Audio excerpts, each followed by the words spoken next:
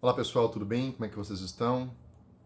Estamos juntos para fazermos mais um estudo bíblico nosso, mais um contato com a palavra de Deus.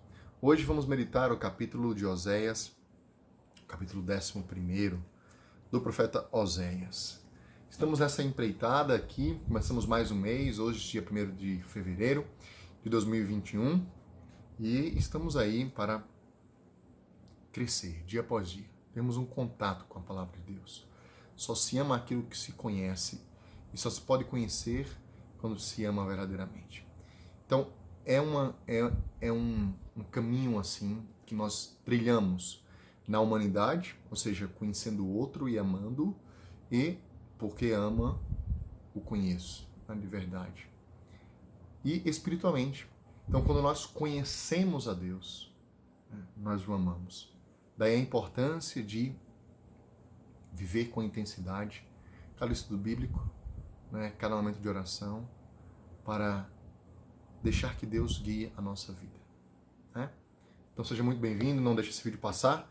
Estamos meditando Oséias capítulo 11. Você pode ver todos os outros vídeos aqui no IGTV e também no meu canal do Facebook. Em nome do Pai, do Filho e do Espírito Santo. Amém. Senhor, derrama o Teu Espírito sobre nós nesta hora. Porque Tu sabes que sem a Tua graça nós não conseguiremos Te conhecer, entender e, mais ainda, não conseguiremos Te seguir, fazer a Tua vontade. Por isso eu Te peço, renova a nossa fé, a nossa esperança, converte o nosso coração. Ai, converte o meu coração, Senhor, que eu possa Te amar cada vez mais. Amém. Capítulo 1, versículo 1, capítulo 11. Vamos lá. Quando Israel era menino, eu o amei, e do Egito chamei meu filho.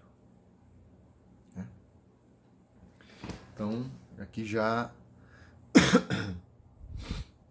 lembra aqui a profecia do profeta Oséias, né, traz aquilo que está lá em Mateus, né, quando Mateus capítulo 2, versículo 15, José foge para o Egito com Jesus, ali ficou até a morte de Herodes para que se cumprisse o que dissera o Senhor por meio do profeta: do Egito chamei o meu filho. Então, aqui está, Oséias 11, 1, se cumpre quando Jesus vai para o Egito e depois ele retorna para a Galileia, né? Do Egito chamei meu filho. Mas quanto mais o chamavam, tanto mais eles se afastavam de mim. Duro, né? Eles sacrificavam aos Baals e queimavam incenso aos ídolos. Fui eu, contudo, quem ensinou Efraim a caminhar. Eu os tomei pelos braços, mas não reconheceram que eu cuidava deles. Com vínculos humanos eu os atraía, com laços de amor. Eu era para eles como os que levantam uma criancinha contra o seu rosto. Eu me inclinava para ele e o alimentava. Ele não voltará à terra do Egito, mas a Assíria será o seu rei. Uma vez que recusaram converter-se, a espada devastará em suas cidades, aniquilará os seus ferrolhos e devorará por causa de seus planos. Veja, Israel é amado por Deus. Eu sou amado por Deus. A igreja é amada por Deus. Quando Israel era menino, eu o amei, e do Egito chamei meu filho, ou seja, Deus o resgatou, né, do Egito. Aqui nós vemos nesse capítulo um paralelismo com os capítulos 1, 2 e 3, quando fala do amor conjugal. Agora é tratado de forma análoga o amor, não mais conjugal, mas um amor paterno, que é desprezado, né? Que é desprezado. Encontra-se aqui também o primeiro testemunho do tema do amor de Deus como causa da eleição de Israel. Doutrina esta que será abundantemente desenvolvida pelo Deuteronômio. O amor de Deus. A eleição de Israel por amor de Deus. Então, para o profeta Oséias, a verdadeira história de Israel começa com a libertação, né, do Egito, com a saída do Egito. Então toda essa passagem descreve a idade de ouro do deserto. Então, vamos mais uma vez meditar. Quando Israel era menino, eu o amei. E do Egito chamei meu filho. Ou seja, desde cedo eu amei Israel. Desde cedo. E o retirei do Egito. Né? O salvei. Mas quanto mais o chamava, tanto mais eles se afastavam de mim. Será que acontece isso nos dias de hoje? Quanto mais Deus chama, mais a gente se afasta. Parece aquele menino desobediente, né? Não é fácil. Eu olho hoje e vejo a educação do meu filho. Eu sei que meu filho não é um adulto pequeno. E o grande erro de nós pais, quando nós estamos pais de primeira viagem, querendo educar os nossos filhos, até pela cultura e pela sociedade que nós vivemos hoje, nós achamos que nossas crianças são adultos pequenos, que deveriam já compreender as coisas. Mas nós nem nós somos capazes de compreender e obedecer. Mas eu vejo o quanto muitas vezes, ao falar para o meu filho, você baixa algumas coisas, quanto mais eu falo para ele não fazer, mais ele faz, né? É claro que ele é uma criança, mas nós somos criança ou temos agido como uma criança mimada e pior, uma criança traquina, né? Maldosa. E eu vejo que é isso. Somos adolescentes que quanto mais Deus nos chama, mais nos afastamos dele. Né? Quanto mais Deus nos chama, mais nos afastamos dele. Que o diga a sociedade que nós vivemos hoje, o mundanismo que nós vivemos hoje. De tal maneira, minha gente, que a gente vive num mundo tão perdido que eles conseguiram transformar e nos convencer de que o mundo contemporâneo, o mundo moderno, o mundo atual, o mundo tecnológico é um mundo maravilhoso e que a idade das trevas é a idade média, era a idade das trevas, era o tempo retrógrado.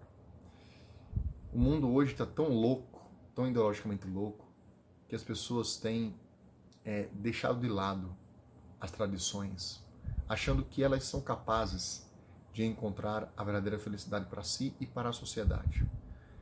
É claro que toda sociedade, toda geração, ela quer melhorar a sua sociedade. E nesse ponto existem dois grupos que se destacam. Uns chamados conservadores e outros revolucionários. Os conservadores querem mudar a sociedade preservando aquilo que foi escrito, respeitando o que foi escrito, melhorando, adequando, modificando o que for preciso, mas respeitando e mantendo aquilo que de fato é a base. Os revolucionários querem mudar a sociedade desprezando tudo o que foi vivido. E aí nós vemos o quê? Feminismo, nós vemos aí a ideologia de gênero, né? As bandeiras LGBT, as bandeiras que infelizmente até na campanha da fraternidade está sendo protegida hoje, né? Que vergonha, que vergonha. Porque são as minorias que têm que ser amadas, respeitadas, mas elas não podem destruir aquilo que é a tradição, aquilo que é o normal. Né? E o normal é a família como Deus criou, homem, mulher, filhos, né? A vida sendo protegida desde a concepção até a sua morte natural e não pela eutanásia, como infelizmente em Portugal o Congresso aprovou e nós oramos para que o presidente não sancione essa lei. Como na Argentina foi sancionada a lei do aborto. Né? Interessante. Sites, partidos, ONGs que defendem o aborto estavam criticando, né, dizendo que era um absurdo crianças, bebês morrendo sem oxigênio em Manaus. Então, é uma hipocrisia tremenda, tremenda. Esta é, infelizmente, aquilo que a gente vive. Quanto mais chamam, mais se afastam de mim. Né? Mas Deus continua nos chamando, Deus continua a nos chamar. Então, eles sacrificam aos Baals, eles queimam incenso aos ídolos. Né? Ou seja, fazem ofertas aos pecadores. Mas contudo, eu quem ensinou Efraim a caminhar, eu tomei pelos braços, mas não reconheceram que eu cuidava deles. Gente, a ingratidão é um sentimento horrível. Só quem já viveu um sentimento, alguma vez viveu isso, sabe como é ruim a ingratidão. Você dá tudo para aquela pessoa e aquela pessoa é ingrata, birrenta, né? Nós somos muito ingratos com Deus. Com vínculos humanos eu os atraía. Olha que bonito, vínculos humanos, com laços de amor. Eu era para eles como os que levavam a criancinha contra o rosto. Eu me inclinava e alimentava eles. Ele não voltará à terra do Egito, mas a Síria será o seu rei. Então, o Senhor nos buscou e nos continua buscando com vínculo de amor, nos atraindo para Ele, mas a gente continua correndo de Deus. A gente continua correndo de Deus. Então, nos convertamos. E aí vem, uma vez que recusaram converter-se, depois de tudo, o Senhor veio com vínculos de amor, com laços de amor, mas a gente recusou se converter, a espada devastará as suas cidades, aniquilará os seus ferrolhos, devorará por causa dos seus planos. Então, é esta realidade. Por que muitos males nos acontecem? Porque nós nos recusamos em nos converter. Versículo 7. Meu povo está obstinado em sua apostasia. Olha, o povo de hoje está obstinado na apostasia. Chamam-no no alto, mas ninguém se levanta. Né? As vozes do alto, Deus, os anjos, nos chamam, mas ninguém se levanta para se converter. Aí vem, agora olha que bonito. Como poderia eu abandonar-te, ó Efraim? Entregar-te, ó Jerusalém, ó Israel? Como poderia eu abandonar-te como a dama, tratar-te como ceboim? Meu coração se contorce dentro de mim, minhas entranhas comovem-se. E aí vem uma palavra que a gente quer orar para que se cumpra, né? Não executarei o ardor de minha ira, não tornarei a destruir Efraim, porque eu sou Deus e não um homem. Eu sou o santo no meio de ti, não retornarei com furor. Aleluia. Nós cremos, Senhor, nós queremos essa palavra em nossa vida. Nós queremos essa palavra, Senhor, em nossas famílias. Nos perdoe, Senhor. Perdoe a mim, a minha família, a minha comunidade. Perdoe o meu povo brasileiro. Perdoe-nos. Não execute o ardor da vossa ira. Não torne a destruir-nos, porque Tu és Deus e não um homem incapaz de perdoar, né? Um homem sanguinário. Tu és Deus. Tu és um santo no meio de nós. Não retorne com furor. Então essa é a nossa oração hoje, pode ser a nossa oração sempre. E é uma promessa maravilhosa de Deus. Nos apeguemos a essas promessas. Eu sei que é duras palavras que vêm sobre nós, mas nós precisamos entender que essas palavras duras são porque nós nos recusamos a converter-nos. Mas mesmo assim, se nós minimamente pedimos perdão a Deus de verdade e voltarmos para Ele, o Senhor estará de braços abertos para nos perdoar. Porque Ele não quer o nosso mal. O coração dele se contorce dentro dele. As entranhas se comovem. Por quê? Porque Ele não quer executar sua ira sobre nós. Não quer destruir Efraim. Porque Ele é Deus e não homem. Ele é o santo no meio de nós. Versículo 10. Eles caminharão atrás de Yahvé. Ele rugirá como um leão. E quando ele rugir, os filhos virão tremendo do ocidente. Como um pássaro eles virão tremendo do Egito. Como pombas da terra da Síria. E eu os farei habitar em suas casas, oráculo de Yahvé. Glória a Deus. É a volta do exílio. Quando o Senhor der o brado de vitória, nós voltaremos, né? Voltaremos para o nosso Deus. Glória a Deus por isso. Bendito seja o Senhor por essa palavra.